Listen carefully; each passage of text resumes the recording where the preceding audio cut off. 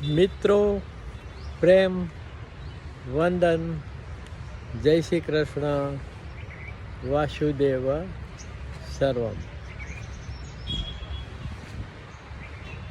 Jogger સ્પાર્કની લીલી વનરાજીની વચ્ચે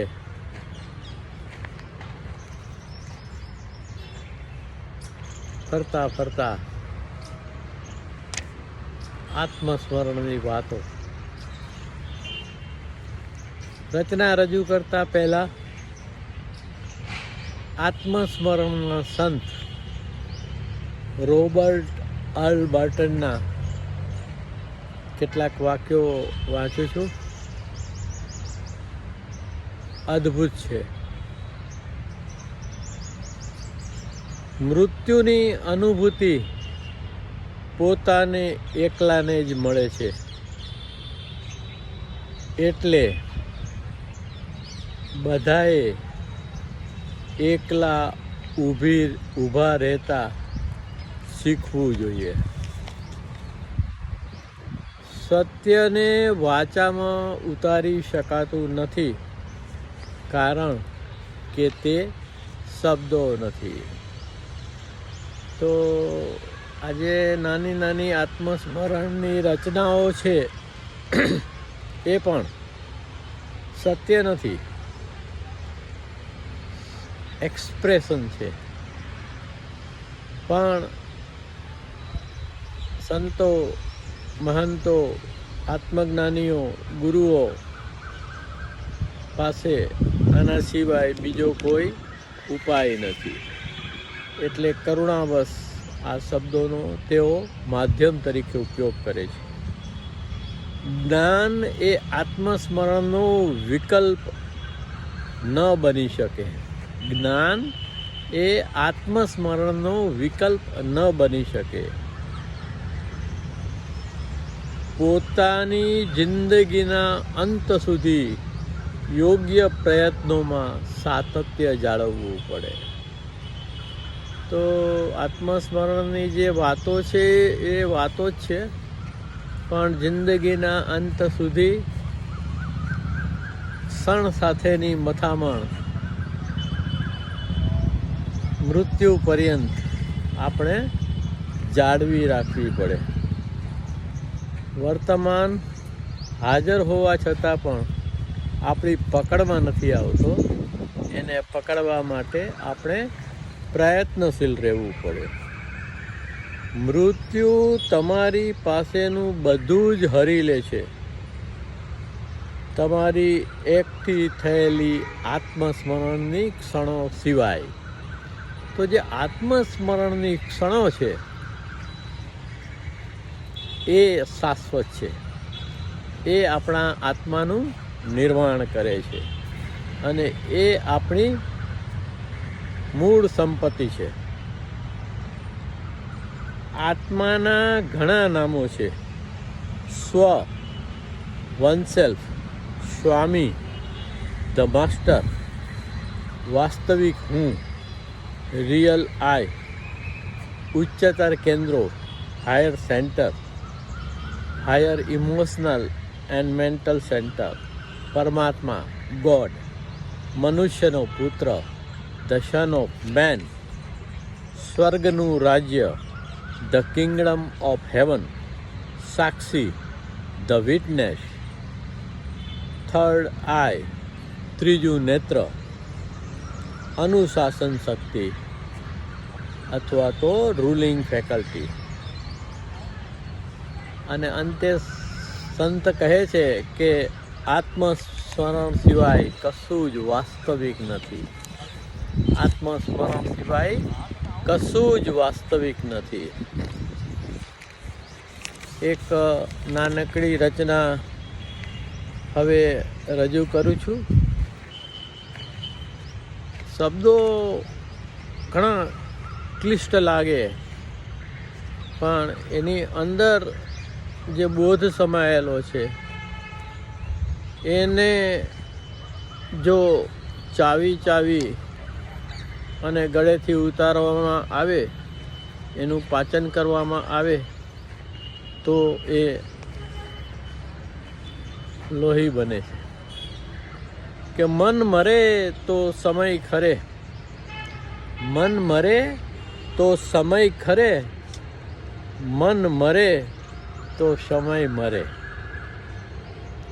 તો ઘણા પ્રબુદ્ધોએ કહ્યું છે કે આ મન છે એ જ સમય છે. તો સમયથી પર થવા માટે આપણે આપણા શરીરમાં મન જે છે એ શાબ્દિક મન જ છે. શરીર શાસ્ત્રની દૃષ્ટિએ જોવામાં આવે તો એનેટોમિકલી આપણા શરીરમાં મન કે આત્માનું કોઈ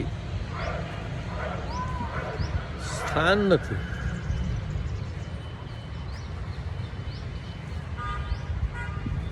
કોઈ એનેટોમિકલ સ્થાન નથી. આપણે આંગળી ચીંધીને મન ક્યાં છે કે આંગળી ચીંધીને આત્મા ક્યાં છે એને દર્શાવી શકતા નથી.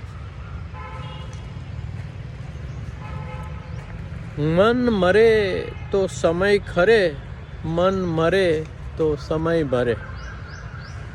અજ નિત્ય શાશ્વત છે આત્મા, અજ નિત્ય શાશ્વત છે આત્મા. મન ખરે તો સમય ખરે.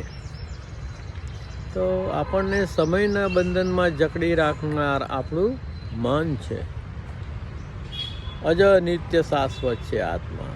તો જે આત્માની આત્મસ્મરણની ક્ષણો છે એ આપણા મનને મારી નાખે છે અને એક શાશ્વતીનો ચમકારો જે આપે છે. બાય ડાયરેક્શનલ એટેન્શન અથવા દ્વિમુખી અવધાનમાં જો તમારી નિજ સ્થિતિ હોય છે તો તમને તમારું હોવાપણું ખીલી ઉઠે છે કે અજ નિત્ય શાશ્વત છે આત્મા. મન ખરે તો સમય ખરે, મન મરે તો સમય ખરે, મન મરે તો સમય મરે. સમય કાળ આ બ્રહ્મણા છે, સમય કાળ આ બ્રહ્મણા છે. જન્મ મૃત્યુના પ્રલય ખરે, સમય કાળ આ બ્રહ્મણા છે. જન્મ મૃત્યુના પ્રલય ખરે. તો જે આ સમય છે અથવા તો કાળ છે, આપણી અવસ્થા છે એ કાલાતીત છે. તો એ એક બ્રહ્મણા છે. તો સમય કાળ આ બ્રહ્મણા છે. જન્મ મૃત્યુના પ્રલય ખરે. મન મરે તો સમય ખરે, મન મરે તો સમય ભરે. કે સતચિત આનંદ સ્વરૂપ, આપણું સ્વરૂપ તો હંમેશા આ રીતનું જ છે, સચ્ચિદાનંદ. કે સતચિત આનંદ સ્વરૂપ નામ રૂપના વલય ખરે. સતચિત આનંદ સ્વરૂપ નામ રૂપના વલય ખરે. મન મરે તો સમય ખરે, મન મરે તો સમય મરે. ખરે ખરો હું આત્મસ્મરણે, રિયલાય. ખરે ખરો હું આત્મસ્મરણે, એમાં તું અજય અભય અરે. ખરે ખરો હું આત્મસ્મરણે, એમાં તું અજય અભય અરે. મન મરે તો સમય ખરે, મન મરે તો સમય મરે. કે નામ રૂપ તો વિરમી જાશે, નામ રૂપ તો વિરમી જાશે. હોવાપણું જય જય અરે. નામ રૂપ તો વિરમી જાશે, નામ રૂપ તો વિરમી જાશે. હોવાપણું જય જય અરે. મન મરે તો સમય ખરે, મન મરે તો સમય મરે.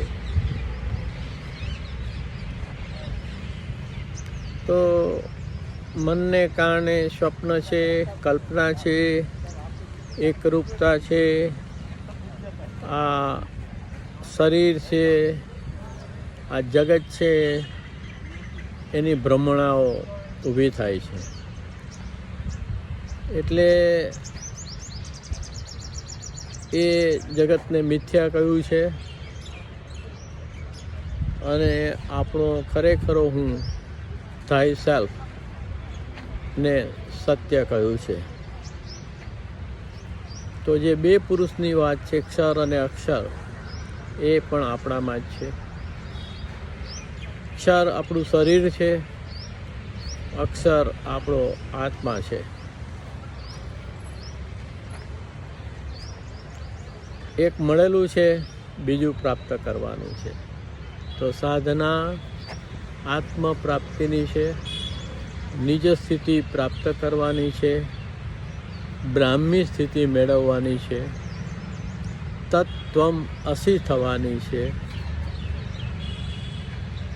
અને ભગવાન કૃષ્ણએ ગીતામાં કહ્યું છે અર્જુનને બોધ આપતા કે હે અર્જુન, તું દેહ નથી, દેહી છે.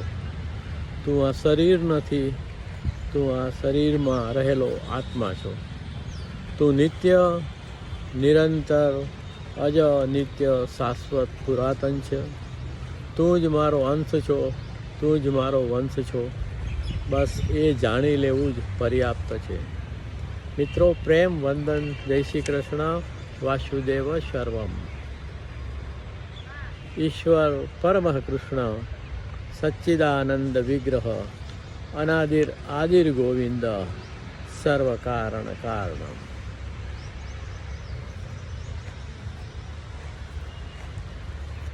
આદિદેવનો પ્રકાશ,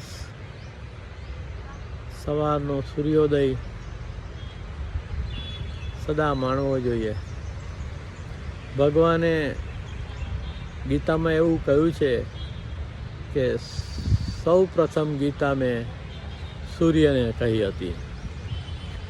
તો સવારે ઉઠી અને સૂર્યનું દર્શન કરવું તમને ઉચ્ચતર કેન્દ્રો પ્રતિ લઈ જાય છે. આદિદેવ નમસ્તુભ્યમ પ્રભાકર નમસ્તુતે સપ્તા સ્વરથ આરૂઢમ પ્રચંડમ કશ્ય આત્મજમ શ્વેત પદ્મધરમ દેવમ તમ સૂર્યમ પ્રણમામ્યહમ.